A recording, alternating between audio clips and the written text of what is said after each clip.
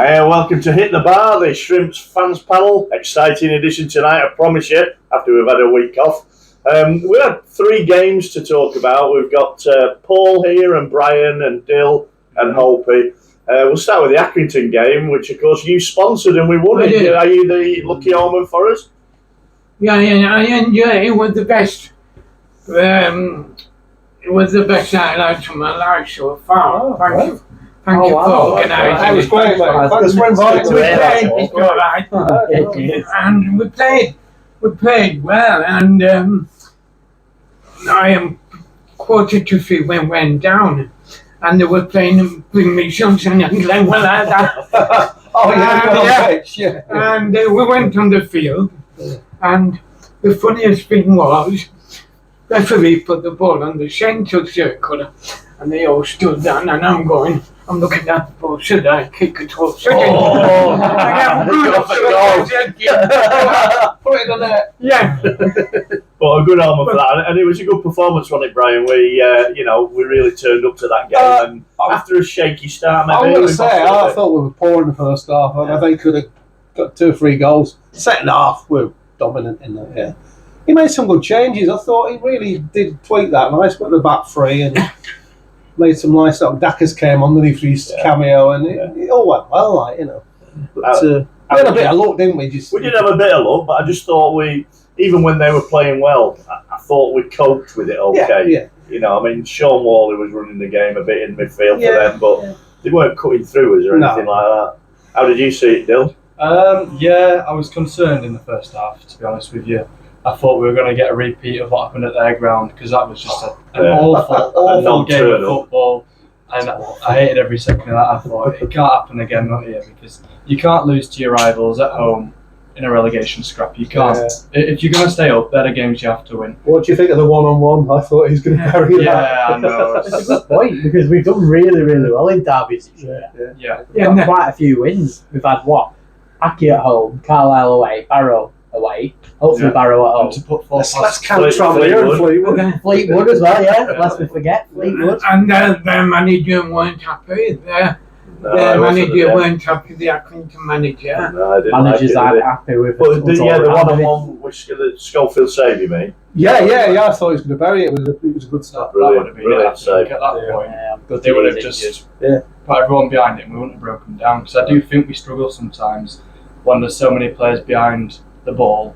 We then struggle to break them down. I know we do tend to then all push forward, throw people in, put it into the box, but when we go one down, we don't seem to have a clue what to do. They put a low block on us.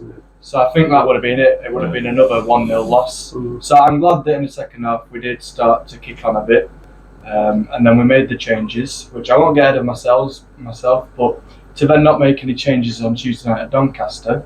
Yeah. We'd seen it work well in Accrington, to change the system a bit and catch them off guard. But for me, that was a good result. Yeah, it was good use of squad. We've said a couple of weeks now. Since January, we've got the squad, and we've got players on the bench, players who, at one time this season would have been, automatic first choices, and we have got the chance to rotate and rest and bring players on. We did that to good effect in the Accrington game. Yeah, we did. Derek was quite great with his substitutions. He knew what to change. He knew how to do it. He knew what players played best in which situation. Which, to be honest, in the games afterwards, not sure that he knew. Walsall, he did a bit better, but that Accrington game was probably the best example we've had of substitution change in a game all season, to be honest. I suppose you're hoping that'll continue, aren't you? We've got players off the bench who can make an impact. We lost against Doncaster. Slightly unlucky in a way, I suppose, but they looked a decent team, didn't they, Doncaster? They did, but now we need somebody to put the ball in the net. We need somebody to put the ball in the net. We've said that, and then we brought Dallas in, and we've got Dackers, Angle, we've seen can do, although, he didn't do in that again, another one-on-one against Walsall, wasn't he? Yeah. He was crap in that game, I'm afraid. I was disappointed in it. Doncaster was terrible all around. I think. I want to know though, was it the Doncaster game? Why was it 85 minutes before we saw the angle? Yeah. And where's Adam Lewis? I mean, what's Derek Adams doing with it? You say we're using a bench. You bring up a good point because Tatonda was Where's the absolutely woeful that night. There's no width in that team. I would have been happy to never see Tatonda in a Morecambe shirt again after that game. Well, then next game he played all right. Yeah, Well, he started off I with thought it was hard done to. I thought the referee was really just not giving him anything. He was really hard done to. I felt bad for him. And the linesmen were garbage. What, in the Doncaster game? Yeah. Terrible, wasn't it? I mean, let's talk about the team selection, can we? Paul Lewis, don't know what he does, don't know what he brings. Apologies if he's watching this at home, but I don't know what he brings in there. I'm just baffled. Tom White's our best holding player.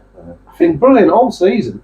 Paul Lewis, he's very quiet, and that's sort of what you want from a player. And that, well, not quiet. He goes under the radar. It's what you sort of want. You don't want someone who's going in for stupid tackles in midfield and constantly losing. He did when he lost the ball and he had to run back and go in too for it. That's only one example. What about like I just don't think he's. I think Tom White's a far better player. Yeah, he is. I mean, White and Songo are the two best sitting players we've got. We don't know. When was game White played? We don't know. As White, because he wasn't even on the bench, was he, in a couple of the games? Is it another one where he's fallen out with Derek Adams? Has he had a fallout? Yeah, we don't know. Because we didn't get silly things like that with Derek. That's massively strange, isn't it? Adam Lewis, he came off hobbling in the Accrington game, so I can see why. You know, you don't have a squad if you're not going to rest and rotate. No, but he should be on the bench if he's injured, though, should he?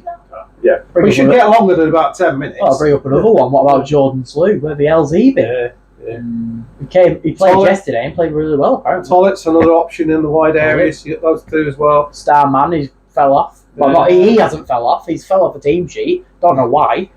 He probably should be playing. We've got two of the tallest players in the division. We've not got any wide players putting the ball in. Can somebody explain that? It's a very weird team selection. But I think, you know, it's a fair point that once you brought new players in and you've got Angol back, so you bring in Dallas in, you've got Angol back, do you continue playing players like Tollett and Slew, who've seen us bottom of the league at the start of the season? You know, that's an argument. But Tollett, even in those the games before where we were low in the league, it wasn't Tollett's fault, is it? No, he was still scoring goals. Still our star man. Yeah. So why are we sort of punishing him? He's a wide option, and we need that. Dackers and Angol, I'm not sure about them two starting at all. No, I think the two are the same, and then it's Walsall, boom, Doncaster, boom, wasn't it? When we've got Dallas, who shows he can play the game on the day. You play Dallas off one or the other of them, don't you? That's what I think. I wouldn't mind. I think I wouldn't mind if, like I say, we've been playing one or both of Dackers and Angol up front, and we've been playing the ball to them long. Yeah. And to be fair to them, they may have their restrictions in sort of ball play, but they're pretty good in the air.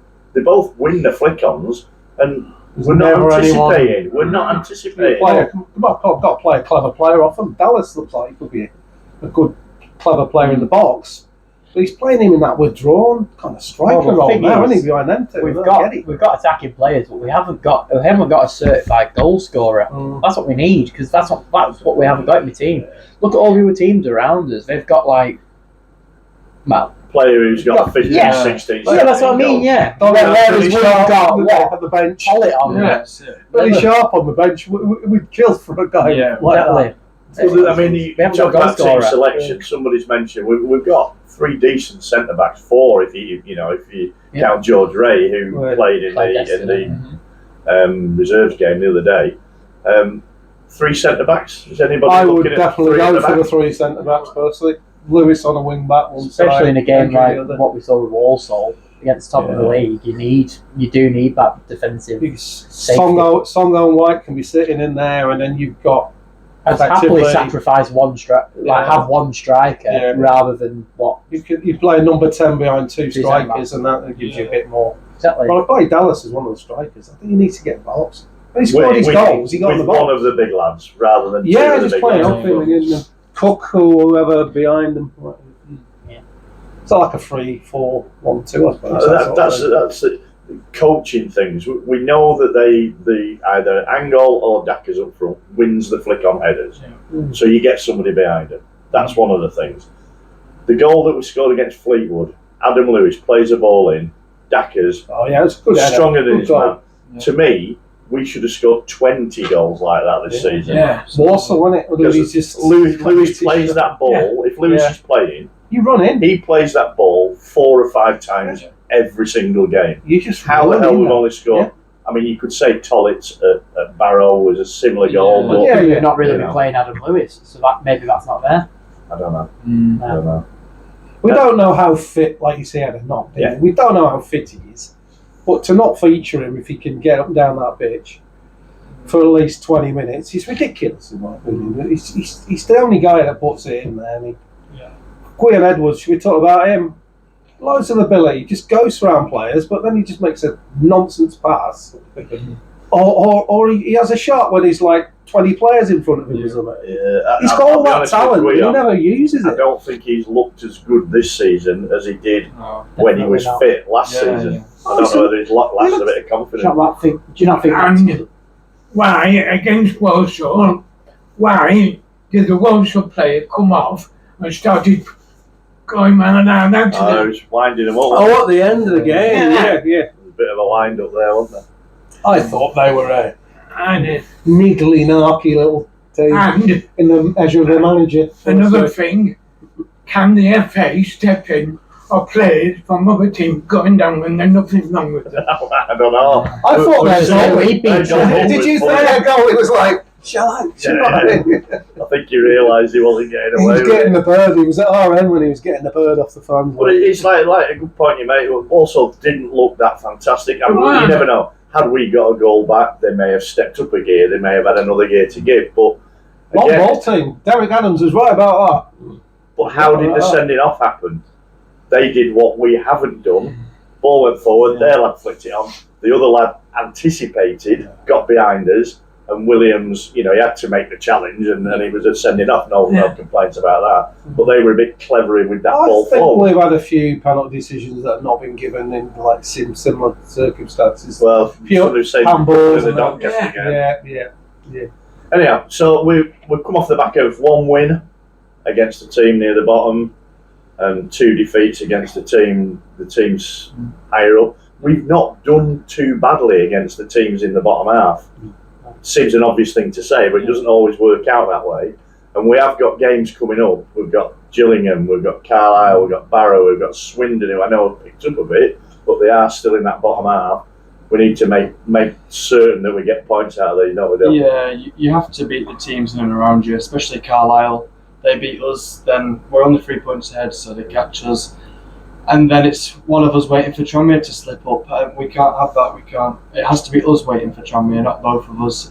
So we have to really, especially at home, Barrow as well. We've got to take the game to them. We've got to really go at it. And we've proven we can. We scored 4 goals against Fleetwood. Yeah. In the reverse fixture, we were lucky to score the 2 we did, to make it 2-2. Yeah. You wouldn't have thought that Morecambe would score 4 goals in one game. So we've proven that we can. It's never back-to-back wins, though, Dylan, is it? That's what we need. We're too inconsistent. It's always after the Lord Mayor's show with Morecambe, isn't it? Great win and then pants. It's always a bit too late. Yeah. What will send us down? Being too inconsistent, I'd say. Oh, strong words. We are too. Is that a prediction from you? Do you still think we're I think favourites to go down? Well, if we can't get a string of wins together, then I'm afraid it's National League football. And I'm a bit more cold in my predictions now because I just can't see us winning. Just because we're struggling so much. I don't see where the goals are coming from. So I'm going to be a bit more cold. I'm going to put to you, OP, that Tranmere party company with Adkins, is there going to be a new manager bounce? Yeah. If they got a couple of wins off that, all it takes is Carlisle to get a string of runs and forms together. But they've not done it yet. I mean, they'll be saying the same about us, We've got I'm not so worried about Carlisle, but Tranmere, I'm worried now. I am worried.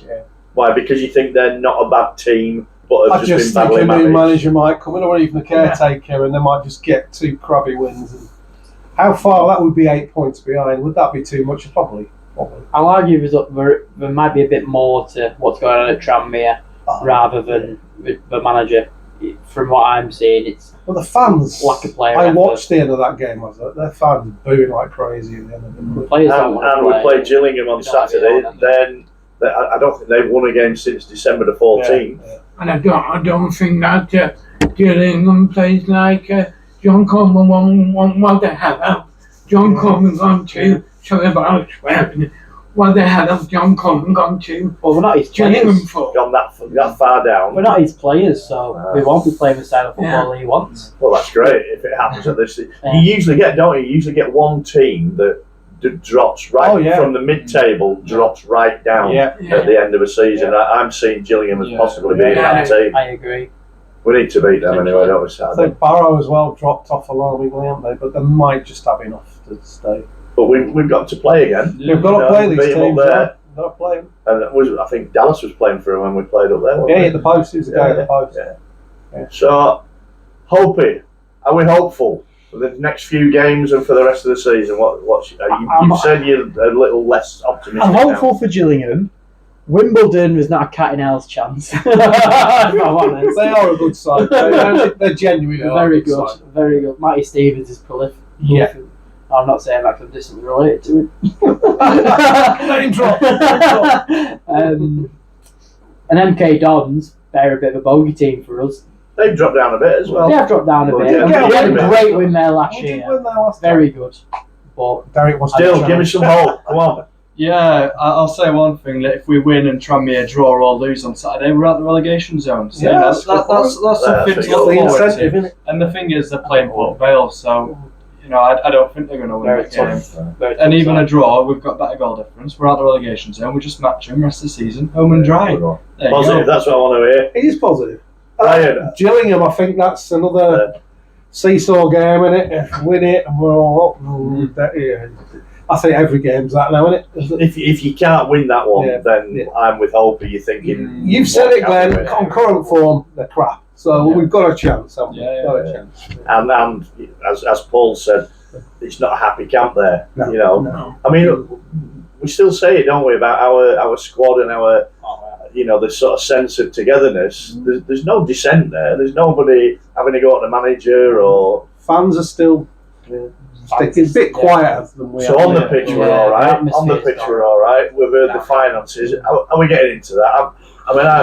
We have it every year. We know where we are. We know. I think the budget to make that deficit every Same year. old So story as last year, isn't it? yeah, and the What is it, ownership, 1.2 million we're losses? sick of hearing about it, aren't Yeah, I think so. New owner now. we? You're going to ask at the Shrimps Trust meeting, aren't you? Well, hopefully we'll get a bit of clarity on what's going on. So hopefully we'll find out what's happening there. Well, we might have a bit of a revelation next week if you get some news from that. Exclusive. Well, Shan't hold out too much. Right, well, that's all right. Hopefully, we can talk about a great win against Gillingham. As I said, they've not won since December the 14th. We have won a couple since then. Let's go for it on Saturday, and we'll see you next week. Come on, you Shrimps.